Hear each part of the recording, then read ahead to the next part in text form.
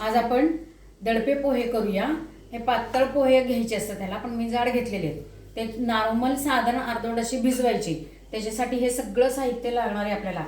भाजलेले शेंगदाणे घेतलेले आहेत, कांदा, खोबरं, ओलं खोबरं भरपूर घ्यायचं आणि घ्यायचंच।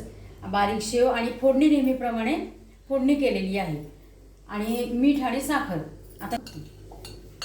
आता ह्याच्यामध्ये मी हे पोहे भिजवलेले आहेत, त्याच्यामध्ये कोथिंबीर घालून घेणार आहे। चांगली भरपूर घालायची कोथिंबीर। परत टोमॅटो बारीक चिरलेला, शेंगदाणे भाजलेले साल काढलेले आहेत। त्याच्यामध्ये थोडी साखर घालायची,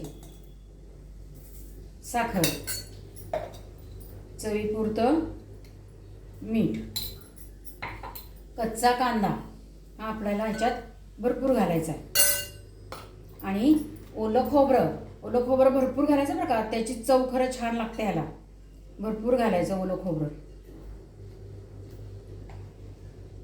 आता ह्याच्यामध्ये मी फोडणी करून ठेवलेली आहे। नेहमीप्रमाणेच फोडणी करायची, नेहमीप्रमाणेच फोडणी केलेली आहे। हळद, हिंग, मिरच्या, कढीपत्ता आणि जिरे मोहरी हे सगळं केलेलं आहे। गाळ केलेली आहे मुद्दाम, ती थोडीशी गरम आहे आणि अशी केलेलीच फोडणी वरून ह्याच्यात घालून घ्यायची। आता हे सगळं हलवून घ्यायचं, पण शेव खालचा जरा पांढरा जो पोहे असतात ना त्याच्यात घालून असे काढून घ्यायचे, म्हणजे फोडणी वाया जात नाही। आता हे सगळं हलवून घ्यायचं आहे। पोहे छान सगळीकडनं मिक्स झालेले आहेत, सगळं त्याच्यामध्ये मिक्स झालेलं आहे। आता मी हे आपण काढून घेऊया। ह्याच्यामध्ये मस्त सुगंध येतो बरं हे केल्यावरती।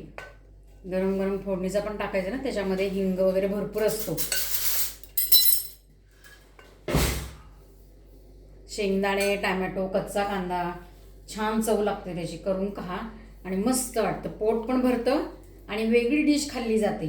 आता त्याच्यावरती ही शेव घालून घ्यायची, लिंबू असला तर लिंबू पिळा त्याच्यावरती आणि हे अशा पद्धतीने खाऊन घ्यायचे। हे आपले दडपे पोहे झाले।